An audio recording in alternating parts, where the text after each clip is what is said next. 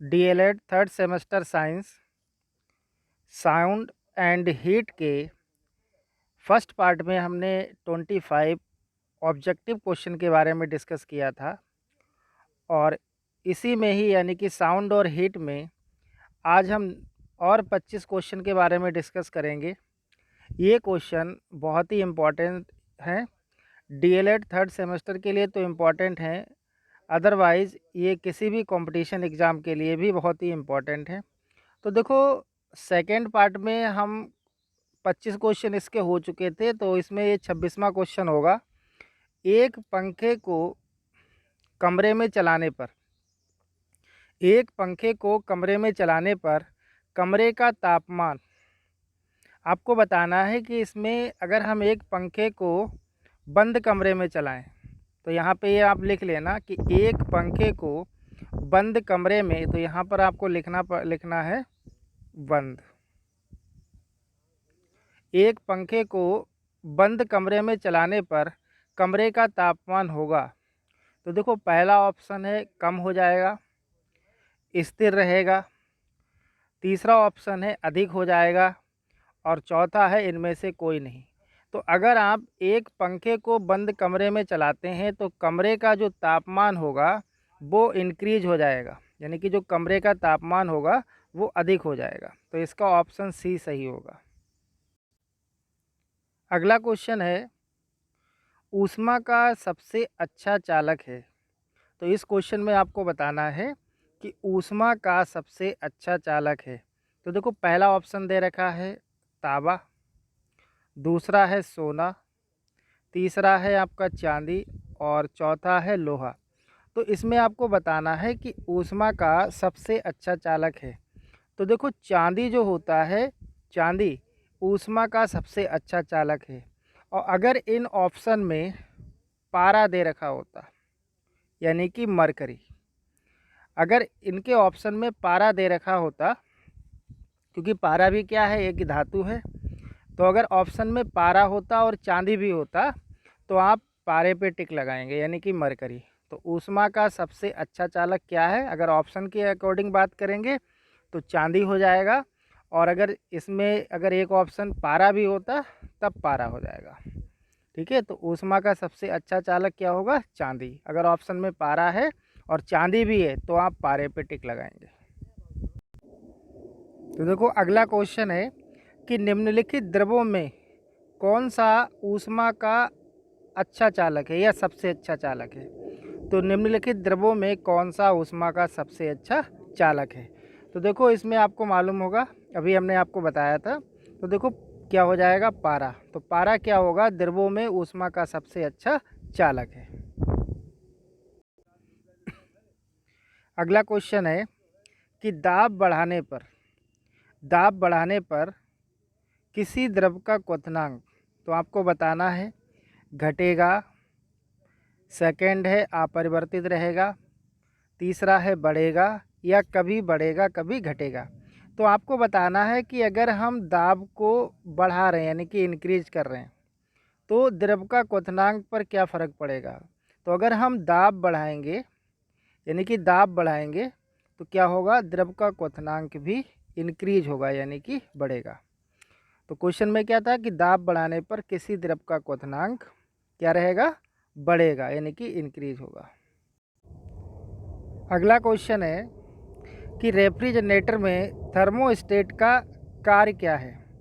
आपको इसमें बताना है कि रेफ्रिजरेटर में थर्मोस्टेट का कार्य क्या होता है। तो देखो पहला ऑप्शन है तापमान को कम करना, दूसरा है एक समान तापमान बनाए रखना, तीसरा है हिमताप को बढ़ाना और चौथा है गलनांक को बढ़ाना। तो आपको इसमें सही ऑप्शन बताना है कि रेफ्रिजरेटर में थर्मोस्टेट का कार्य क्या है। तो देखो इसका बी ऑप्शन सही होगा, एक समान तापमान बनाए रखना, यानी कि रेफ्रिजरेटर में जो थर्मोस्टेट होता है वो तापमान को एक समान बनाए रखता है। अगला क्वेश्चन है कि सूर्य की सतह का तापमान है। तो इसमें आपको बताना है कि सूर्य की सतह का तापमान क्या होता है। तो देखो पहला ऑप्शन है 600 केल्विन, दूसरा है 200 केल्विन, तीसरा है 700 केल्विन और चौथा है 6000 केल्विन। तो बहुत ही इम्पोर्टेंट क्वेश्चन है कि सूर्य की सतह का तापमान होता है, तो इसका ऑप्शन नंबर जो डी होगा वो सही होगा, 6000 केल्विन। अगला क्वेश्चन है, ये बहुत ही इम्पोर्टेंट क्वेश्चन है कि भाप से हाथ अधिक जलता है अपेक्षाकृत उबलते जल से, यानी कि जल की अपेक्षा, यानी कि उबलते जल की अपेक्षा भाप से हाथ अधिक जलता है, क्यों? तो आपको इसमें बताना है। तो देखो, पहला ऑप्शन है भाप शरीर के अंदर घुस जाती है। पहला ऑप्शन है भाप शरीर के अंदर घुस जाती है। दूसरा है भाप हल्की होती है। और तीसरा ऑप्शन है भाप की अधिक मापक क्षमता होती है। और चौथा ऑप्शन है गुप्त ऊष्मा अधिक होती है। तो देखो, यहाँ पर हमें इस क्वेश्चन में बताना था कि भाप से हाथ अधिक जलता है अपेक्षाकृत उबलते जल से, क्योंकि तो देखो, इसका जो सही ऑप्शन होगा कि भाप की गुप्त ऊष्मा अधिक होती है। तो ऑप्शन नंबर डी सही होगा कि भाप की गुप्त ऊष्मा अधिक होती है। अगला क्वेश्चन है कि निम्नलिखित में से किसकी ऊष्माधारिता अधिक होती है? निम्नलिखित में से किसकी ऊष्माधारिता अधिक है? तो देखो, पहला ऑप्शन है लोहा, दूसरा ऑप्शन है जल, तीसरा ऑप्शन है सोना और चौथा ऑप्शन है बेंजीन। तो इस क्वेश्चन में आपको बताना है कि किसकी ऊष्माधारिता अधिक होती है। तो इसका जो करेक्ट आंसर होगा वी, यानी कि जल की ऊष्माधारिता अधिक होती है। अगला क्वेश्चन है, वाष्प की गुप्त ऊष्मा होती है। इसमें आपको बताना है कि वाष्प की गुप्त ऊष्मा होती है। तो पहला ऑप्शन है 536 कैलोरी पर ग्राम, दूसरा है 542 और तीसरा है 336 और चौथा है 340 कैलोरी पर ग्राम। तो इसमें आपको बताना है कि वाष्प की गुप्त ऊष्मा होती है। तो इसका जो सही ऑप्शन फर्स्ट होगा 536 कैलोरी पर ग्राम। अगला क्वेश्चन है कि मिट्टी के घड़े में पानी का ठंडा होना निर्भर करता है। बहुत ही अच्छा क्वेश्चन है ये। मिट्टी के घड़े में पानी का ठंडा होना निर्भर करता है। पहला है आपका वायुमंडलीय आर्द्रता पर, तो ये भी ऑप्शन बिल्कुल सही होगा। दूसरा है बाह्य ताप पर, तो ये भी सही है। और तीसरा वायु पर, तो ये भी सही है। तो इसका चौथा ऑप्शन सही हो जाएगा, उपरोक्त सभी। अगला क्वेश्चन है, ये बहुत ही इम्पोर्टेंट क्वेश्चन है कि काले वस्त्रों के मुकाबले सफ़ेद वस्त्र शीतल क्यों होते हैं? तो देखो, काले वस्त्रों के मुकाबले सफ़ेद वस्त्र शीतल क्यों होते हैं? तो देखो, इसमें आपको बताना है क्योंकि अगर हम लोग काले कलर के कपड़े पहनते हैं तो उसमें ज़्यादा गर्मी लगती है, और जो हल्के कलर के या हम बात करें सफ़ेद कलर के अगर कपड़े पहनते हैं तो उनमें कम गर्मी लगती है। तो यहाँ क्वेश्चन कह रहा था कि काले वस्त्रों के मुकाबले सफ़ेद वस्त्र शीतल क्यों होते हैं? तो देखो, पहला ऑप्शन है कि प्रकाश को अवशोषित करता है। पहला ऑप्शन है कि प्रकाश को ऑब्जर्व करता है, यानी कि अवशोषित करता है। दूसरा है प्रकाश को परावर्तित करता है। तीसरा है प्रकाश को भेदक नहीं होने देता। और चौथा है प्रकाश को पूर्णतः शीतल कर देता है। तो देखो, इसका जो सही ऑप्शन होगा वो बी होगा कि प्रकाश को परावर्तित कर देता है। तो देखो, इसमें क्या है, अगर आप श्वेत का सफ़ेद वस्त्र पहनते हैं तो क्या होगा, अगर प्रकाश आपके कपड़ों पर पड़ेगा तो ये प्रकाश को क्या करेगा, कर देगा, परावर्तित कर देगा। ठीक है। तो काले वस्त्रों के मुकाबले सफ़ेद वस्त्र शीतल क्यों होते हैं? तो इसका जो सही आंसर होगा वो हो जाएगा प्रकाश को परावर्तित कर देता है। अगला क्वेश्चन है कि ऊष्मा संचरण की वह विधि जिसमें माध्यम के कण गति नहीं करते हैं। तो आपको विधि बतानी है कि ऊष्मा संचरण की वह विधि जिसमें माध्यम के कण गति नहीं करते हैं। तो देखो, पहला ऑप्शन है चालन, दूसरा संवहन, तीसरा विकिरण और फिर चौथा है इनमें से कोई नहीं। तो ऊष्मा संचरण की वह विधि जिसमें माध्यम के कण गति नहीं करते हैं, तो वो क्या होता है, विकिरण होता है। तो ऑप्शन नंबर 3 यानी कि सी सही होगा इसका, विकिरण।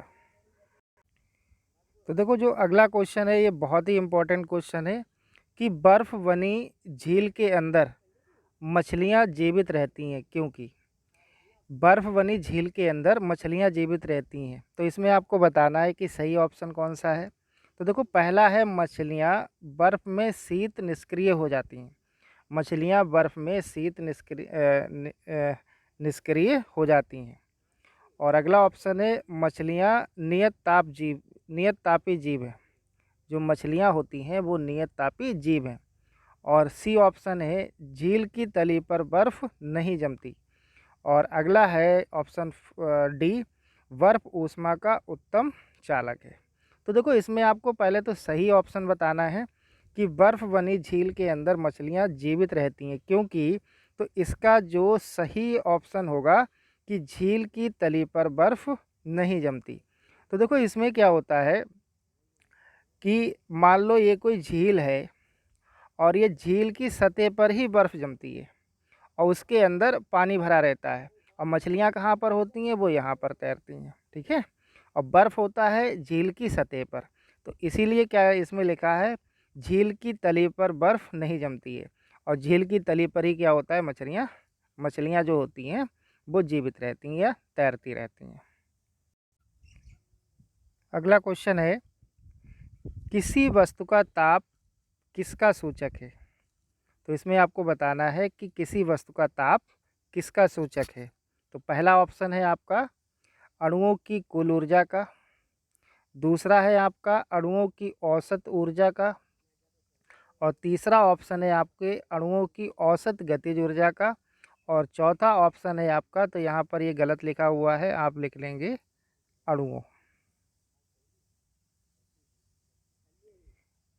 अणुओं के कुल वेग का। तो देखो चौथा ऑप्शन क्या है आपका अणुओं के कुल वेग का।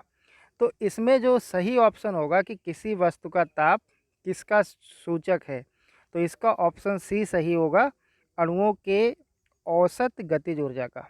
तो ऑप्शन नंबर सी यानी कि अणुओं के औसत गतिज ऊर्जा का सूचक होता है, तो ये ऑप्शन सही होगा। अगला क्वेश्चन है कि विकिरण पायरोमीटर से कितना तापक्रम मापा जा सकता है। तो इसके बारे में हमने लास्ट वीडियो में भी डिस्कस किया था कि विकिरण पायरोमीटर से कितना तापक्रम मापा जा सकता है। तो देखो पहला ऑप्शन इसमें दे रखा है 100 डिग्री सेल्सियस से 250 डिग्री सेल्सियस, दूसरा है 100 डिग्री सेल्सियस तक, तीसरा है 250 डिग्री सेल्सियस से 500 डिग्री सेल्सियस तक, और चौथा ऑप्शन है आपका 800 डिग्री सेल्सियस से ऊपर। तो इसका जो आंसर होगा यानी कि सही ऑप्शन हो जाएगा यानी कि विकिरण पायरोमीटर से कितना तापक्रम मापा जा सकता है, तो ऑप्शन नंबर जो डी होगा वो बिल्कुल सही होगा 800 डिग्री सेल्सियस से ऊपर के ताप को, ठीक है। अगला क्वेश्चन है कि बर्फ़ पर ताप बढ़ने से उसका गलनांक, तो आपको बताना है ऑप्शन पहला है घट जाएगा, दूसरा है बढ़ जाएगा, तीसरा है अपरिवर्तित रहेगा, और चौथा है शून्य हो जाएगा।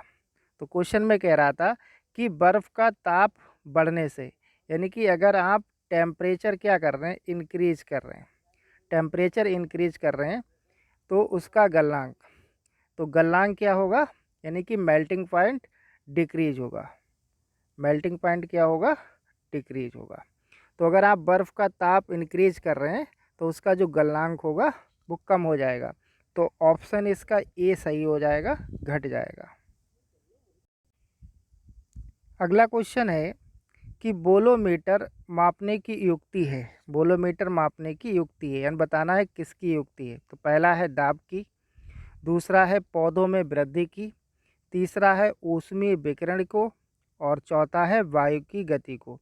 तो बोलोमीटर मापने की युक्ति है किसकी, ऊष्मीय विकिरण की, किसकी हो जाएगी ऊष्मीय विकिरण को। अगला क्वेश्चन है आपका कि सूर्य विकिरण का कौन सा भाग सोलर कुकर को गर्म करता है। तो इसमें आपको बताना है कि सूर्य विकिरण का कौन सा भाग सोलर कुकर को गर्म करता है। तो इसका देखो जो सही ऑप्शन होगा तो सही ऑप्शन इसका बी हो जाएगा अवरक्त किरण, यानी कि जो अवरक्त किरण होती है वह सोलर कुकर को गर्म करती है। तो इसका ऑप्शन नंबर जो बी होगा वो सही होगा। तो देखो अगला क्वेश्चन जो है ये कई बार एग्जाम में पूछा जा चुका है, क्योंकि ये बहुत ही इम्पोर्टेंट है कि किस तापमान पर सेल्सियस और फ़ारेनहाइट पैमाने समान होते हैं। तो आपको बताना है कि किस तापमान पर सेल्सियस और फ़ारेनहाइट पैमाने समान होते हैं। तो देखो इसमें पहला ऑप्शन है +40 डिग्री, और दूसरा ऑप्शन है -40 डिग्री, तीसरा ऑप्शन है -0 डिग्री, और चौथा ऑप्शन है +100 डिग्री। तो इसमें आपको बताना है कि किस तापमान पर सेल्सियस और फ़ारेनहाइट पैमाने समान होते हैं। बहुत ही इंपॉर्टेंट क्वेश्चन है। तो देखो वो होगा आपका बी सही होगा, -40 डिग्री। अब देखो यहाँ पर हम आपको एक रिलेशन बताते हैं जो बहुत ही इम्पॉर्टेंट है, उससे आप किसी का भी टेम्परेचर निकाल सकते हैं।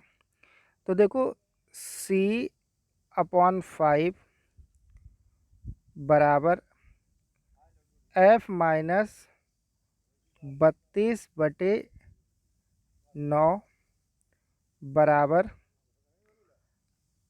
R/4, और इसके बराबर में आएगा, आप यहाँ पे लिख लेना, ये आएगा आपका K माइनस 273/5। तो देखो ये जो है सेल्सियस, सी क्या है यहाँ पर सेल्सियस है, एफ फ़ारेनहाइट है, आर र्यूमर है, और के केल्विन है। ये चारों में हमने आपको रिलेशन बताया है। तो पहला क्या है कि C/5 बराबर एफ माइनस, ये माइनस होगा, 32/9 और बराबर R/4 और बराबर K माइनस 273/5। तो देखो क्या होता है, यहाँ से 100% एक क्वेश्चन पूछता है एग्ज़ाम में, चाहे वो आपका किसी भी कॉम्पिटिशन एग्ज़ाम का हो, मैथ में भी पूछ लेता है, और टेट और सुपर टेट में तो ये बहुत आता है। तो देखो एग्ज़ाम में क्या करता है, एग्ज़ाम में आपको डिग्री सेल्सियस में वैल्यू दे देता है, फ़ारेनहाइट में पूछता है, तब आपको क्या करना है, ये रिलेशन लगाना है। यानी कि डिग्री सेल्सियस में आपको वैल्यू दे देगा, और फ़ारेनहाइट में अगर वैल्यू फाइंड करवाता है तो जो वैल्यू देगा आपको डिग्री सेल्सियस में, वो वैल्यू यहाँ पर आपको पुट करनी है। अगर फ़ारेनहाइट में डिग्री वैल्यू दे रखी है और डिग्री सेल्सियस में निकलवाता है, तो फ़ारेनहाइट की वैल्यू जो दे रखी होगी वो यहाँ पे पुट कर लेंगे, कैलकुलेशन कर लेंगे और वैल्यू आ जाएगी। ऐसे ही क्या करता है कि डिग्री सेल्सियस में दे देता है और केल्विन में पूछता है, तो आप इसको और इसका रिलेशन बना लेंगे, ठीक है। तो कोई दो का ही रिलेशन देगा, और एक की वैल्यू दे रखी होगी और दूसरा पूछेगा। तो ये बहुत ही इम्पोर्टेंट रिलेशन है, ये बहुत ज़्यादा एग्ज़ाम में पूछा जाता है। टेट में तो कई बार, इसका मतलब जो है टेट और सी टेट में तो हर साल एक क्वेश्चन आता ही है, बहुत ही इम्पोर्टेंट क्वेश्चन है। तो देखो यहाँ पर था हमारा कि किस तापमान पर सेल्सियस और फ़ारेनहाइट समान होते हैं, तो ये आपका हो जाएगा -40 डिग्री, ठीक है। अगला क्वेश्चन है कि निम्नलिखित या निम्न में से कौन सा सबसे छोटा तापमान बताता है। इसमें आपको चारों ऑप्शन में बताना है कि इनमें से कौन सबसे छोटा तापमान बताता है। तो देखो पहला है सेल्सियस पैमाने पर 1 डिग्री, फिर दूसरा है केल्विन पैमाने पर 1 डिग्री, और तीसरा है फ़ारेनहाइट पैमाने पर 1 डिग्री, और चौथा है रेम्यूर या र्यूमर पैमाने पर 1 डिग्री। तो इसमें आपको बताना है कि कौन सा सबसे छोटा तापमान बताता है। तो इसका ऑप्शन जो होगा बी सही होगा, केल्विन पैमाने पर 1 डिग्री। अगला क्वेश्चन है आपका, अगला क्वेश्चन है कि तरंग गति कितने प्रकार की होती है। तो इसमें आपको बताना है कि तरंग गति कितने प्रकार की होती है। तो देखो इसका बी ऑप्शन सही होगा, 2। ये हमने आपको बताया था, अनुप्रस्थ तरंग दैर्घ्य और अनुदैर्घ्य तरंग दैर्घ्य। तो तरंग गति कितने प्रकार की होती है, 2 प्रकार की। तो ऑप्शन बी इसका क्या होगा, सही होगा। अगला क्वेश्चन है कि सर्वोच्च विशिष्ट ऊष्मा का मान होता है। इसमें आपको बताना है कि सर्वोच्च विशिष्ट ऊष्मा का मान होता है। तो पहला ऑप्शन है जल में, दूसरा है कांच में, तीसरा है तांबे में, और चौथा है इनमें से कोई नहीं। तो इसका जो सही ऑप्शन होगा वो ये हो जाएगा, जल में। तो सर्वोच्च विशिष्ट ऊष्मा का मान होता है जल में। अगला क्वेश्चन है कि 1 कैलोरी में ऊष्मा का मान होता है। तो इसमें आपको बताना है कि 1 कैलोरी में ऊष्मा का मान होता है। तो देखो पहला ऑप्शन है 4.2 इंटू 10 की पावर 2 है, ये लिख लेना आप, 10 की पावर 2, 10 की पावर 2 जूल। दूसरा है 4.2 इंटू 10 की पावर 4 जूल। तीसरा है 4.2 इंटू 10 की पावर 3 जूल। और चौथा ऑप्शन है 4.2 जूल। तो इसमें आपको बताना है कि 1 कैलोरी में ऊष्मा का मान होता है। तो इसका जो सही ऑप्शन होगा वो डी हो जाएगा, 4.2 जूल। अब देखो इसका हमने और एक मान आपको बताया था कि 4.18 जूल या 4.19 जूल। ठीक है, तो अगर ऑप्शन में ये दे रखा है तो ये हो जाएगा, और अगर 4.2 दे रखा है तो यही सही होगा। ठीक है, अगला क्वेश्चन है कि 1 किलो कैलोरी में ऊष्मा का मान होता है। तो देखो यहाँ पर क्या पूछ रहा है कि 1 किलो कैलोरी में ऊष्मा का मान होता है, और इससे पीछे क्या था कि 1 कैलोरी में ऊष्मा का मान होता है। तो 1 कैलोरी में क्या था, 4.2 जूल। और यहाँ अगर किलो की बात कर रहे हैं तो उसको 10 की पावर 3 से आप और मल्टीप्लाई कर दीजिए, तो वह वैल्यू जो होगी वो 1 किलो कैलोरी की होगी। तो इसमें जो सही ऑप्शन होगा वो हो जाएगा आपका 4.2 इंटू 10 की पावर 3 जूल। तो अगर किलो कैलोरी की बात कर रहा है तो ये वैल्यू हो जाएगी 4.2 इंटू 10 की पावर 3 जूल। अगला क्वेश्चन है क्वेश्चन नंबर 50। ऊष्माधारिता का एसआई मात्रक बताना है आपको। ऊष्माधारिता का एसआई मात्रक यानी कि एसआई यूनिट बतानी है। तो देखो यहाँ पर जो ऊष्माधारिता की जो एसआई यूनिट होगी वो ऑप्शन नंबर फर्स्ट ही सही होगा, जूल प्रति केल्विन। तो ऊष्माधारिता की एसआई यूनिट क्या हो जाएगी, जूल प्रति केल्विन। तो देखो इसमें आपको अगर हमारी वीडियो में कोई भी क्वेश्चन आपको समझ में नहीं आया तो उसको आप कमेंट में लिख सकते हैं, तो मैं उसको अगली लेक्चर में समझा दूंगा। और अगर आपको वीडियो अच्छा लगा हो तो उसे कम से कम लाइक तो कर दिया करें। ठीक है, और अगर सब्सक्राइब नहीं किया है तो सब्सक्राइब कर दें। और अगर आपको वीडियो अच्छा ना लगा हो तो आप क्या कर दें, इसको डिसलाइक कर दें।